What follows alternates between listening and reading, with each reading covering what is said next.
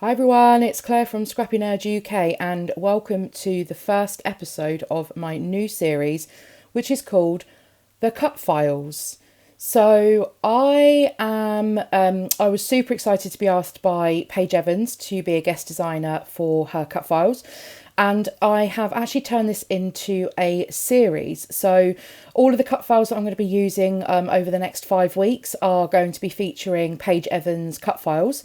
And this is the first layout of the 10. So what I want to do over this series is actually want to show you different ways of using cut files that maybe you've never thought of before. There's also a couple of videos as well showing you, if you don't have an electronic die cutting machine or an electric electric cutting machine, then there's a few things that you can do still with the cut files that you may not have thought of. So this one today I'm working on using the floral ampersand, and what I want to show you is using different things to backfill a cut file. So I was going to use a whole load of different things. So I had listed felt, I had listed vellum, I had listed foils, but actually in the end I only went with pattern paper and vellum because I wanted to keep this really soft and very pretty. But there are plenty of other things that you can back a cut file with, and I just wanted to address that in this video. So don't be scared to grab out some cork or some acetate. Again, I looked at the acetate that came in this collection, but it just didn't work for me. So I have gone with the vellum and the pattern paper on this one. So what I'm doing here is I've just stuck down parts of the cut file. So where the leaves are, I'm going to back that with the vellum. So I've just used a little bit of wet glue around the areas where the leaves are, and I've stuck that straight down onto the vellum. And then I'm just going to let that dry a little bit just so it's stuck. And then I'm just going to trim around the cut file around the outside edges. Now there are a couple of ways that you can back cut files. You could draw around the shape, cut that out and then stick it on. But sometimes I find this a little easier to work this way. So next up I'm going to back the flowers with some of the pattern paper, and I'm going to be using Paige Evans collections actually for all of these as well, I think. So this one here is using Bloom Street, which is probably my favourite collection. And I don't have tons left, so I'm getting a little bit nervous, but I'm using what I've got left. So I'm using this really pretty purple into pink watercolour paper. And again, using the same technique, I'm just putting some wet glue onto the back of the cut file and then sticking my pattern paper down on top. And then I'm just going to use some scissors and trim behind the cut file so there's no bits sticking out where they shouldn't be. And apologies, this is slightly off screen at the bottom, but when I start constructing the layout, I do fix that. So what I did was, you saw just a minute ago, is I put the cut file down onto the background that I'm going to be using, and I added on some white paint splatters just using a Posca paint pen. That's the 15mm paint pen, and you just activate it by pressing on the nib at the top, and then if you flick it, then you get the paint spray out of it. And I wanted to go for that white paint splattery look on my background as well. So I finished off now cutting or backing my flowers, and you can see that I have gone with the pinks and the purples, which matches that background paper perfectly. So working on my photo, so this cut file actually lends itself really well to a horizontal photo or a landscape photo, and that's going to nestle in that top right hand corner. And I'm just going to back my photo. I've got a little white border around my photo already, which matches the cut file. So I'm just going to back my photo onto this purple pattern paper, and then I'm also going to add a layer of vellum underneath as well, which brings in the vellum that I've used on the cut file already. Just using some double-sided tape to stick that down. Me and my ATG currently aren't talking, so I am having to do things manually currently. until we make up our differences. But I'm just going to trim around that vellum, and that is just going to be the basis of my layers behind my photo. So as I said, it sits very nicely in that top right hand corner there. I'm just lifting that up, and I have popped the cut file onto some foam just to give it some height and dimension.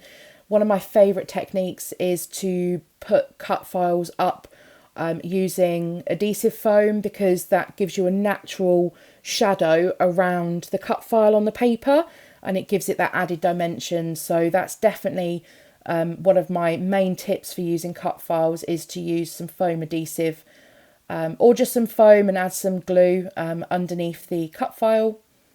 So next up, I'm working on my title placement, and my title, I'm going to use these thickers from the collection, and this is called, I'm using the Fresh Start. So this photograph was taken at a barbecue that I had at home. It was the first one since we've come out of lockdown. We're not fully out of lockdown here in the UK, don't get me wrong, but it was the first one where we were allowed, we can have up to 6 people outside at the moment in private gardens. So we took this photograph when my parents came round, and we had a little barbecue. So kind of fresh start after lockdown 3.0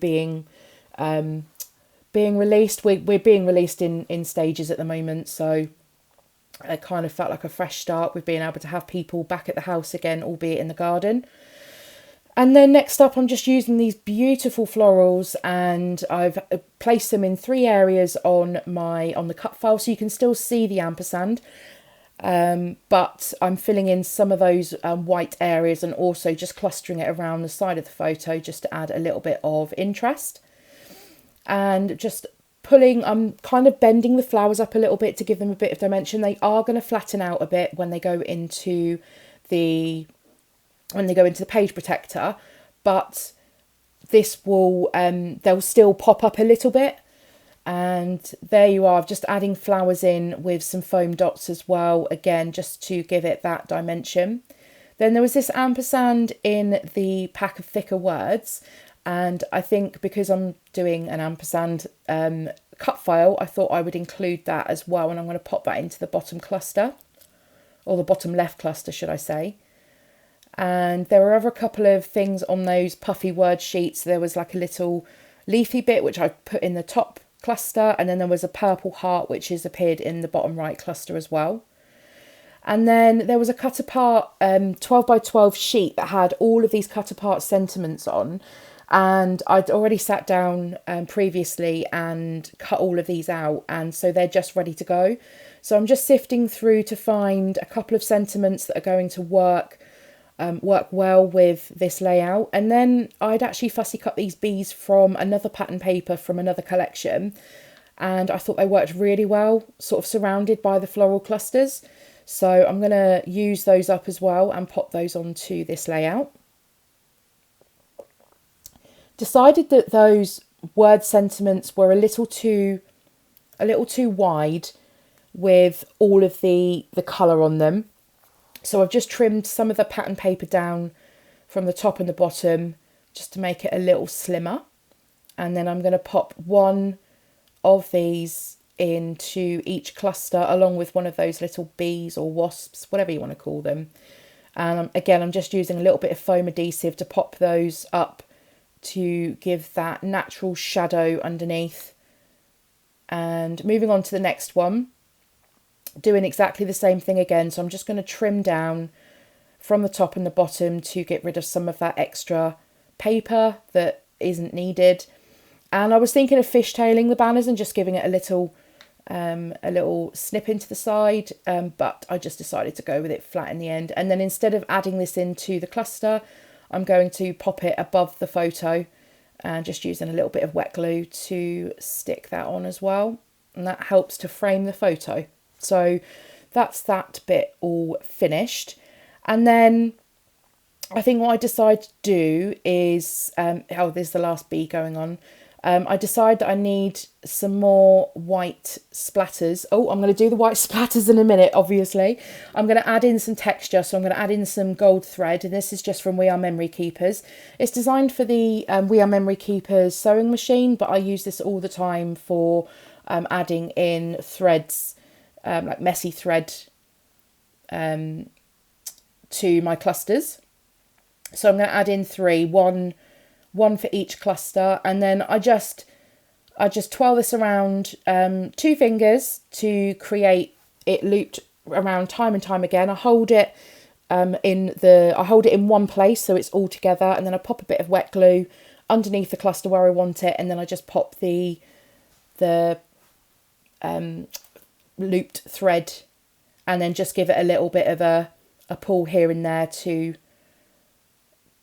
bring it out a little bit further, and also just to get it into the position where I like it. And then just this final one here, again,